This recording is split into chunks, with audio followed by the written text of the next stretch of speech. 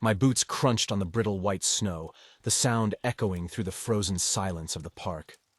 The sun hung low in the sky, casting long, ominous shadows across the towering pines. I pulled my jacket tighter, the wind whistling a chilling tune through the branches. This was everything I'd ever dreamed of. A solo expedition into the heart of Blackwater National Park, a place practically untouched by civilization. But the thrill of isolation was starting to fade, replaced by a creeping unease.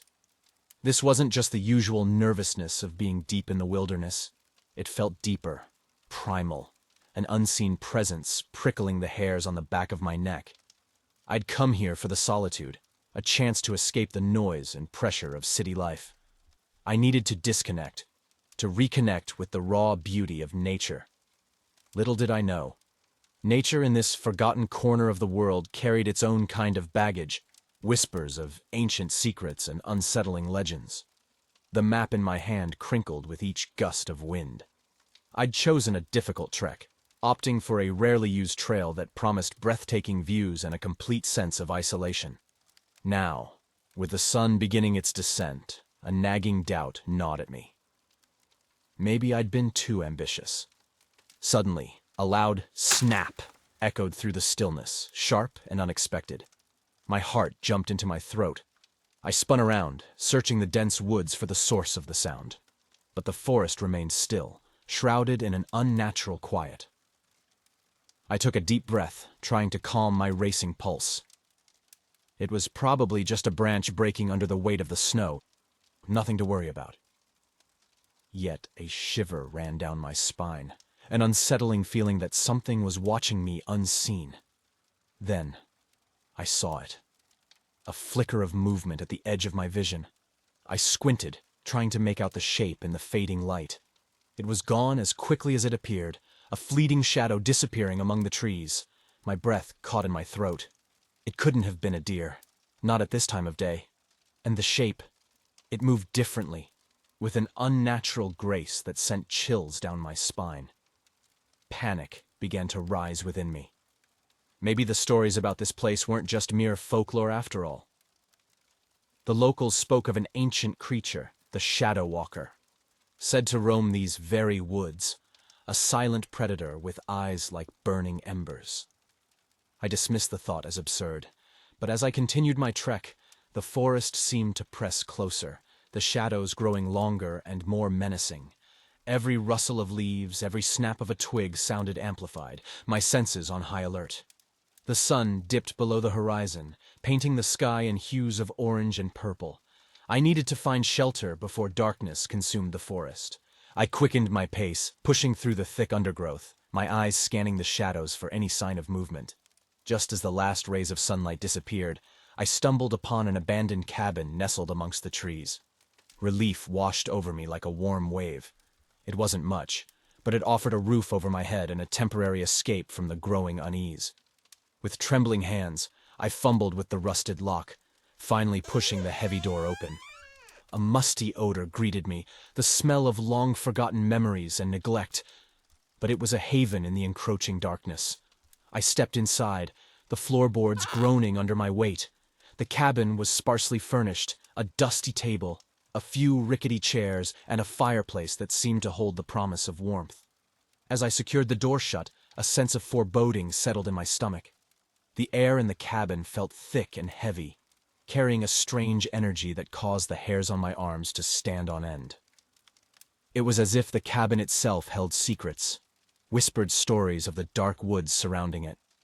I built a fire in the old fireplace, the crackling flames casting flickering shadows on the walls. The warmth offered a small comfort, but the feeling of being watched persisted. The cabin seemed to hum with an unsettling silence, as if holding its breath. I shivered, pulling my jacket tighter. Maybe this solitude wasn't what I needed after all. Maybe in the heart of Blackwater National Park, some secrets were better left undisturbed. With a growing sense of dread, I settled in for a long and unsettling night.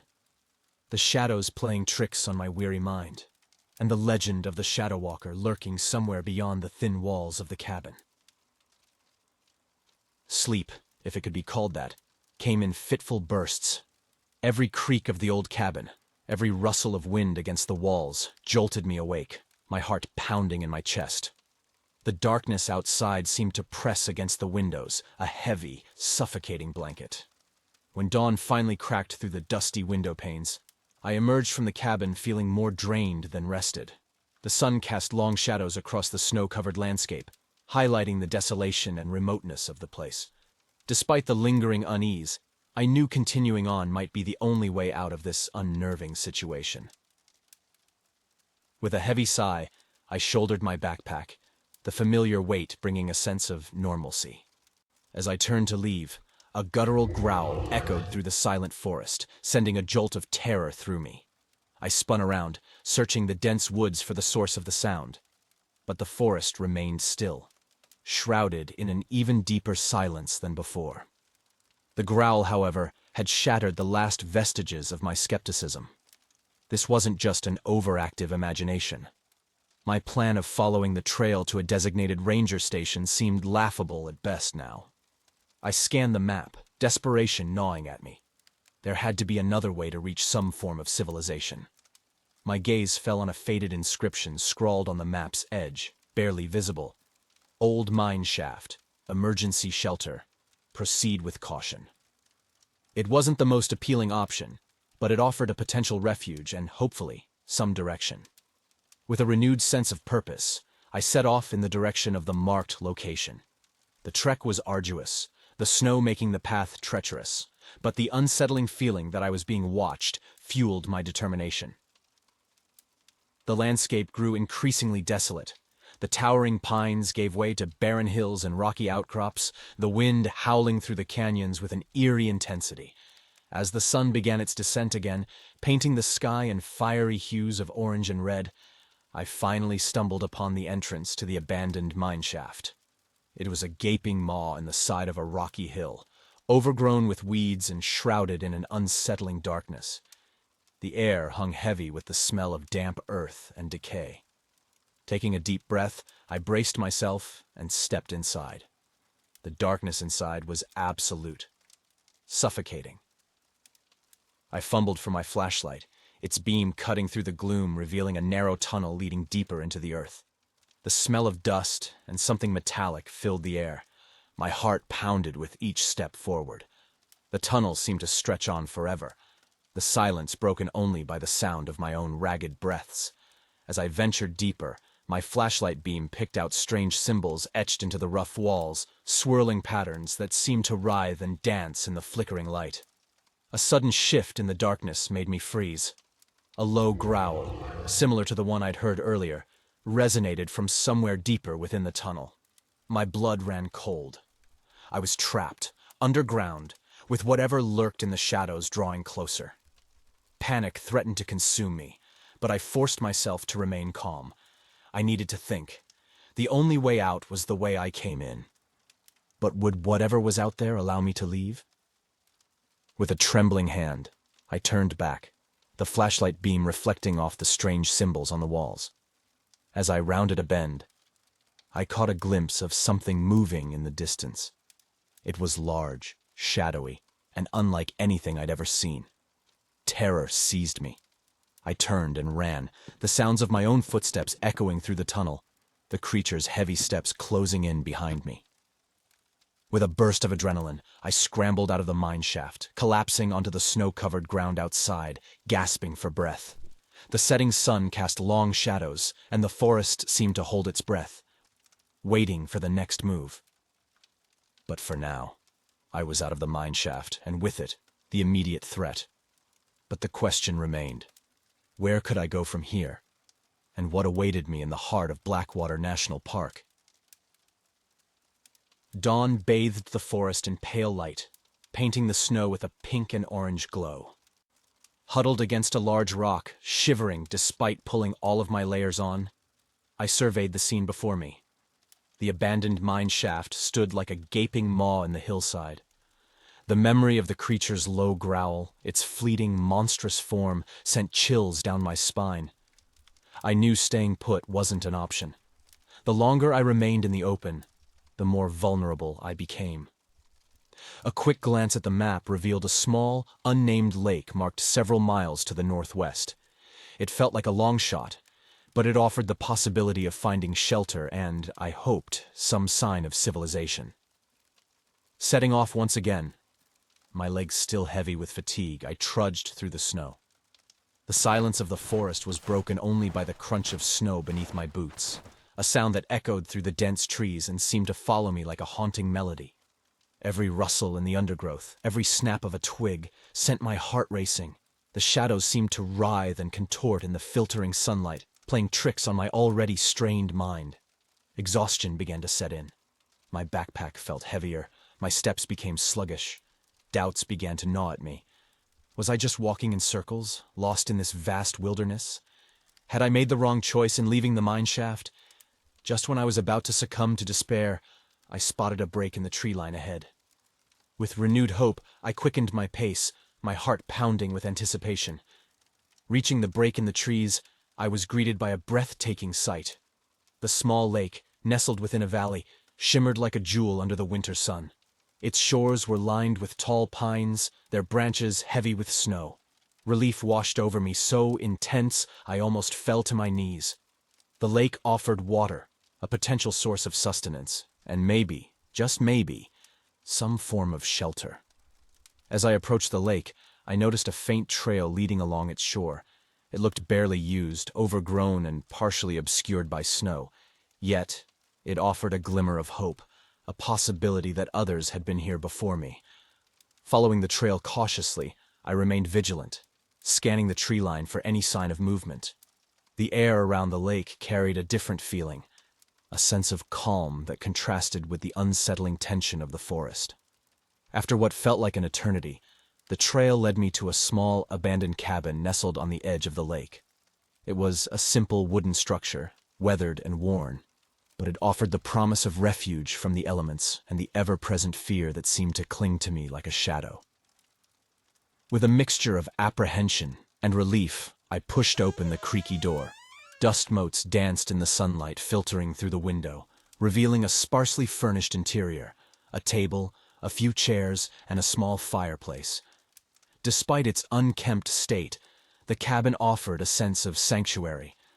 I collapsed onto the dusty floor, the exhaustion of the past few days finally catching up with me. As darkness descended once more, I huddled by the fire, fueled by the meager provisions I had left. The lake outside shimmered under the moonlight, casting an ethereal glow on the cabin walls. Exhausted, but strangely hopeful, I drifted off to sleep. The silence, so unsettling before, now seemed almost comforting. Maybe, just maybe, I had found a safe haven within the heart of the Blackwater National Park.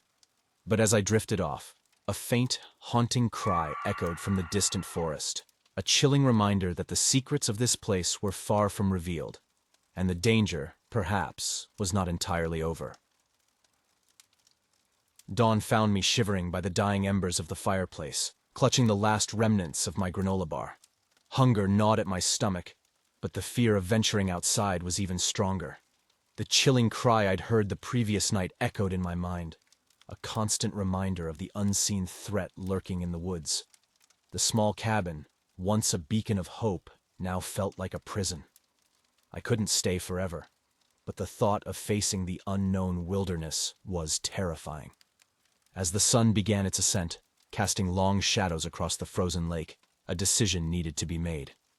With a deep breath, I gathered my remaining supplies and stepped outside. The air held a crispness that bit at my lungs. The trail along the lake, barely visible under a fresh layer of snow, seemed to offer the most likely path towards civilization.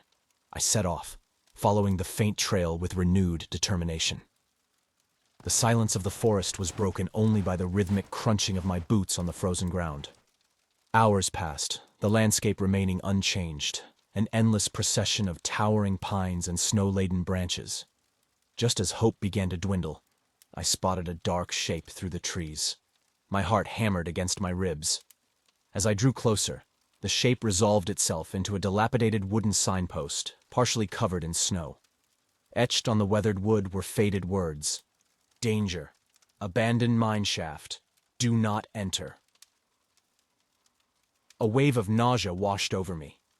I had come full circle, back to the very place I desperately fled only days ago. Panic surged through me. Had I been going in circles this entire time? Was the creature toying with me, leading me back to its domain? With a desperate glance around, I noticed a faint trail branching off from the main path, barely noticeable under the snow. It was a gamble, but I had no other choice. I veered off the path, plunging deeper into the dense forest, the oppressive silence broken only by the sound of my ragged breathing.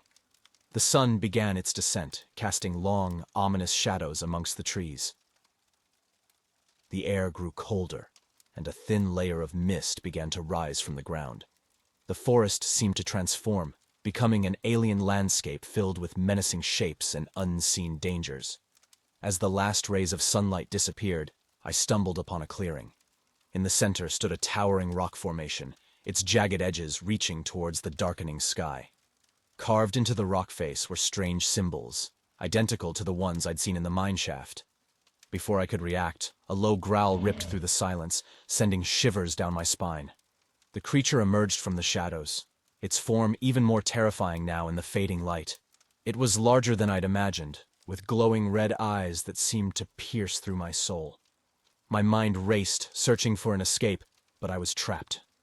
The creature moved with unnatural agility, closing the distance between us in a few swift strides. I braced myself for the inevitable, a scream rising in my throat. Then, a loud crack echoed through the clearing. The rock face above the creature began to crumble, raining down stones and debris. The creature shrieked in fury, momentarily distracted. I seized my chance and ran, adrenaline pumping through my veins. I sprinted blindly through the forest, the creature's roar echoing behind me. Branches whipped at my face, thorns tore at my clothes, but I didn't dare look back. Exhausted and nearing collapse, I stumbled upon the familiar outline of the abandoned cabin.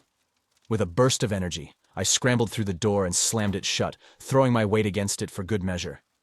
But the feeling of safety was fleeting. As my ragged breaths filled the cramped cabin, I realized with horror that there was no lock on the door. The creature, its guttural growls now audible outside, was relentless. I huddled in the corner, clutching the empty granola bar wrapper in my hand, a silent prayer escaping my lips as the pounding on the door grew louder, more insistent. The chilling cry of the creature filled the night air, a haunting melody sung by the monster of Blackwater National Park, as the cabin walls splintered under its relentless assault. The splintering of wood cut through the air, a grim announcement of what was to come. I closed my eyes, burying my face in the tattered remains of my jacket, a silent plea escaping my lips, lost in the symphony of destruction. The door gave way with a final, sickening groan. I squeezed my eyes shut tighter, bracing for the inevitable, yet yearning to remain blissfully ignorant in the darkness that awaited.